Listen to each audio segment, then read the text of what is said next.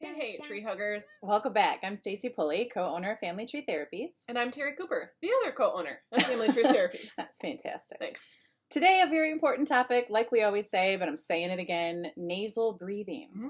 Are you breathing through your nose right now? Right now I am. Right now, she is. Okay, so let's talk about why it's important for nasal breathing. We've heard a lot about it. There's some books that have been released. We're going to link those in the notes later. But people have been talking a lot more, which I'm grateful for, about breathing through your nose and why that... I couldn't quite get nose out. Close enough.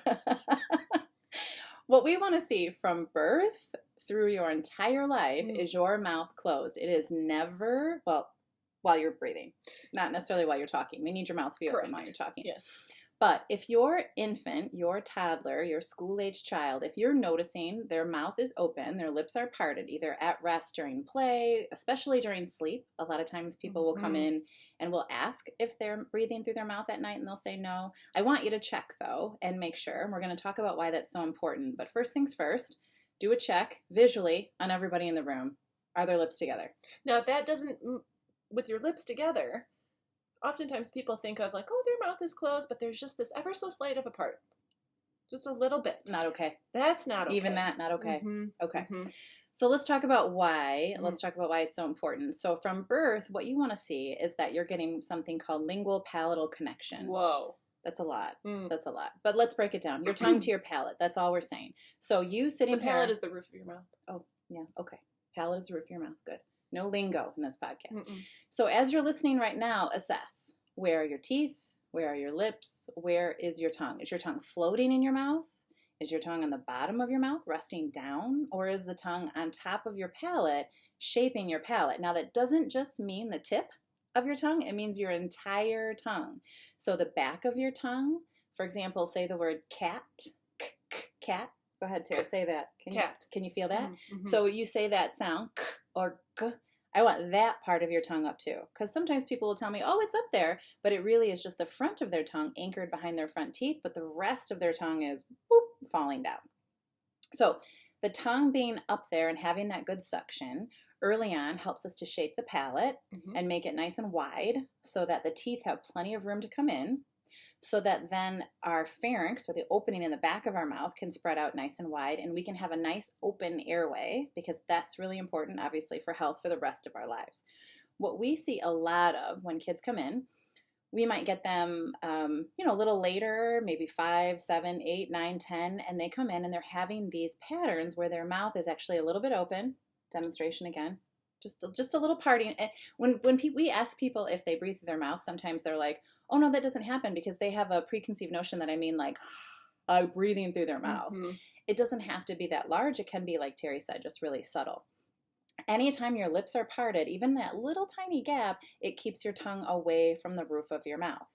Now, some contraindications, some reasons that might happen, especially in infants, would be a tongue tie. And so what a tongue tie is that little piece of tethered tissue right underneath your tongue. I don't have one. I mean, I do. She does. So we're going to get that taken care of. Zip, zip, a little laser.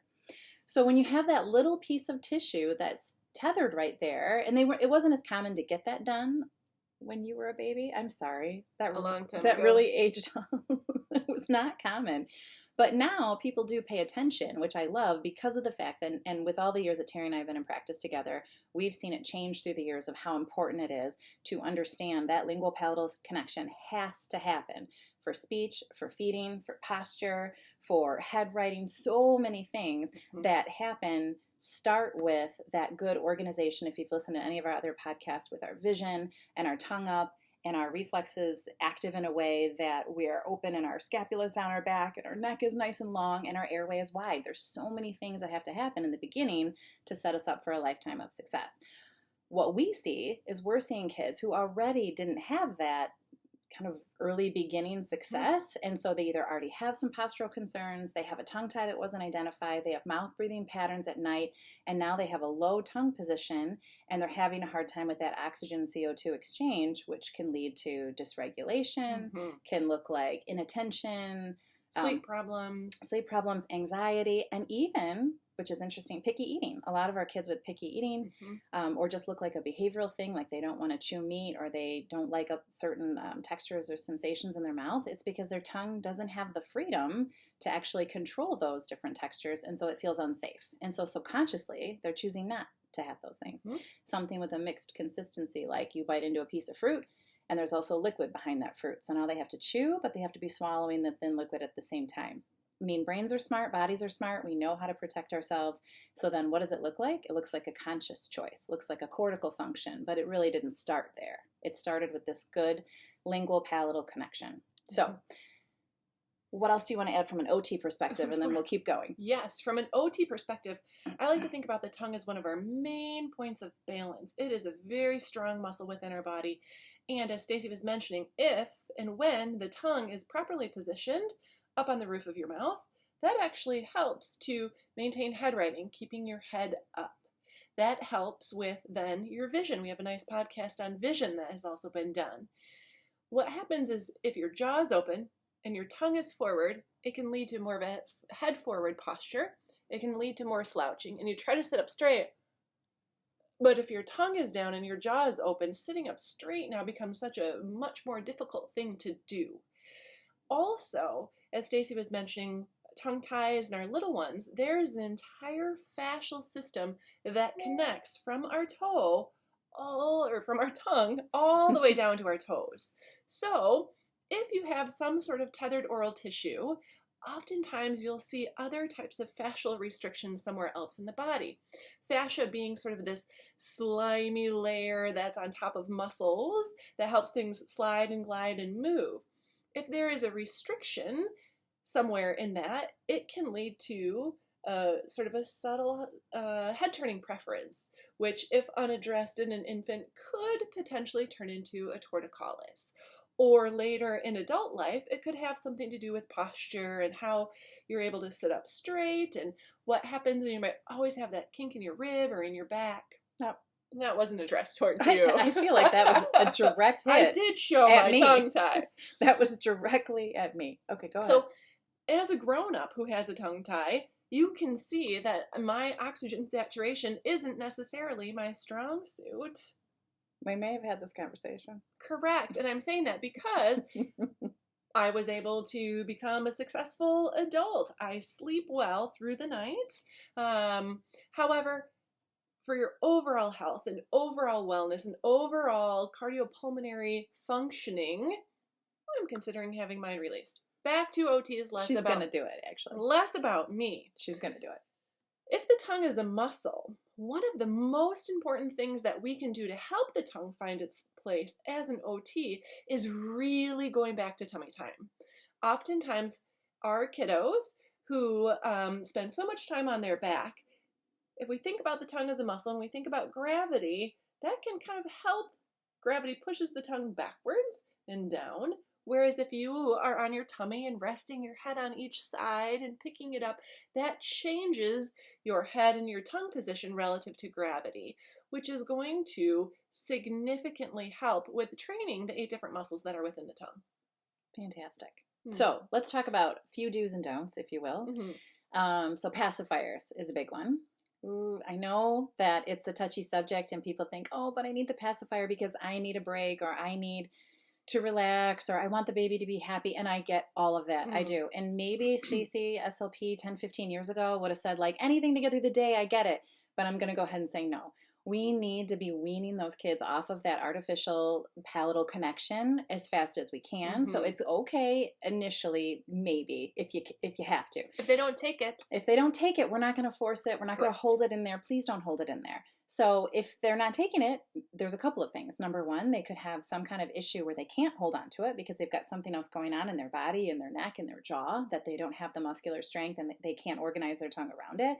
Or perhaps potentially they don't even need it because we didn't always need this artificial thing. So we don't want to have anything get in the way of lingual palatal connection because that, like you said, shapes the airway, helps the teeth to grow in, helps the airway to be wide. So that's the very first concern. And then for you guys, you do and don't for infants, you're talking about what? Tummy time, head Tummy writing. time is the number one. Mm-hmm. Making sure that your head and you feel comfortable in all positions, meaning on your tummy, on your side. You can find that safety and stability from each one of those positions. And then as an OT, sucking in general, this flexion and pulling stuff in, should be linked more with a convergence of the eyes. Whereas if you have this pacifier that you are sucking and your eyes are looking out far, there's this huge connection between the tongue and the visual system, and that can kind of change things. And then in addition, there's various shapes of different pacifiers, and some of them don't actually promote that tongue cupping that we want. They promote more of this flattening and tongue coming forward, which then changes your neck and your visual system as well. Right. We definitely don't want the pacifier to be orthodontic in nature. We don't want it to be shaping the palate and then keeping the tongue in a flattened position. Mm-hmm. The tongue needs to be able to do all kinds of things. It has external muscles to push it out. It has internal muscles to change its shape, and it needs to be able to learn how to do all those things on its own without some kind of false equipment teaching it how to do it. Your body needs to be the one to be teaching how to do it. There's a lot of different oral skills that will help you get there. If you're an older child, or if you notice like, I'm noticing my toddler is not on a pacifier, but is mouth breathing at night. There are a lot of different things that we would utilize within the body through therapy, and also within the mouth through feeding tools and utensils and different work intraorally. There's a lot of different devices that we actually recommend. And then we work with airway-centric dentists that can help us with monitoring that development and that growth and make sure that that is happening at a speed that it needs to, and does it need a little bit of assist, or can we do it with just therapy alone? So we definitely need to be monitoring how we're getting those lips together, but also the tongue up, because as adults, if you check on yourself right now, and you might be thinking about it as you're driving or listening, your mouth can be closed, but your teeth can be really far apart. And your tongue can still be away from the palate. So what can we be doing? And we do myofunctional therapy and some other things that help an adult to get that tongue lifted once we've gotten rid of any kind of lingual restriction. So very important. Obviously, and I'm a speech pathologist, I didn't even talk about speech. So obviously speech clarity, it's important. But when we see speech clarity and we think about, that's unintelligible, or that child can't make like tongue tip sounds like T, D, or N, or they can't make the back sounds like K and G. Sometimes those articulatory patterns can tell me where the tongue lives in the mouth and what work I need to do on the tongue.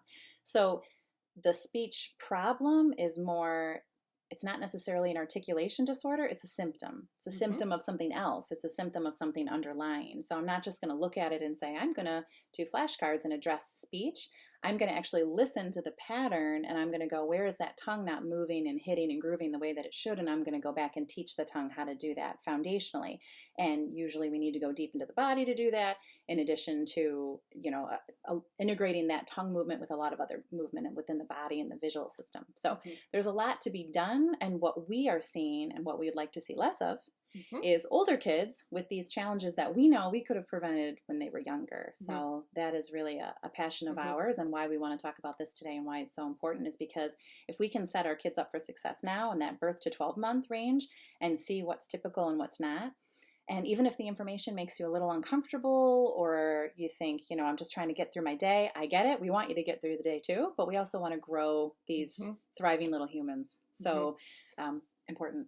Well, and I was going to say, sometimes there's this vicious cycle, whereas your baby comes out, they didn't take the pacifier, they're beautifully nose breathing, their lips were together, and then they get a cold. And then they get some sort of a congestion. And actually, this vicious cycle sort of happens where you get a stuffed up nose, and then you breathe through your mouth. And then that actually, because of anatomy and because of how things work, that actually perpetuates even further mouth breathing and a narrowing of the nasal passages over time. So we want to make sure that we're seeing these things as early on and addressing them as much as possible. Breathing is the most important. And as long as we have a safe airway, then we can begin to address and work with some of these other things. And then from the OT perspective, a lot of times our kids with sensory processing disorders, our kids who are very easily dysregulated, have big emotions, big reactions, have a really hard time sleeping. Oftentimes these regulatory concerns are linked with sleep concerns, which are linked with open mouth breathing and a sleep disordered breathing challenge that we can, as OTs in speech, help address and then help link with other community partners. Right. Sleep disordered breathing and ADHD, very similar. And actually, we have a pediatric sleep questionnaire that we'll link to this, that you can download and just take a look at it. All the information, the more we can get you, the better, because obviously we want to prevent a lot of these challenges that Terri and I, the longer we've been in practice together, can see how we could have prevented it if we would have seen this, this, and this, or if you, parents, would have known these different things early on, how we could have prevented them together as a partnership. So that's our goal. So if you have any questions, as always, you can reach out to us on Facebook or Instagram. You can email us at office@familytreetherapies.com.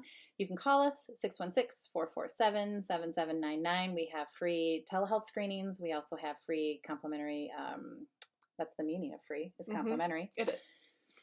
Phone consults. So there's a lot of ways to reach out to us and a lot of ways for us to get your questions answered. So if you have anything at all, just let us know, and we appreciate you listening. Thanks a lot.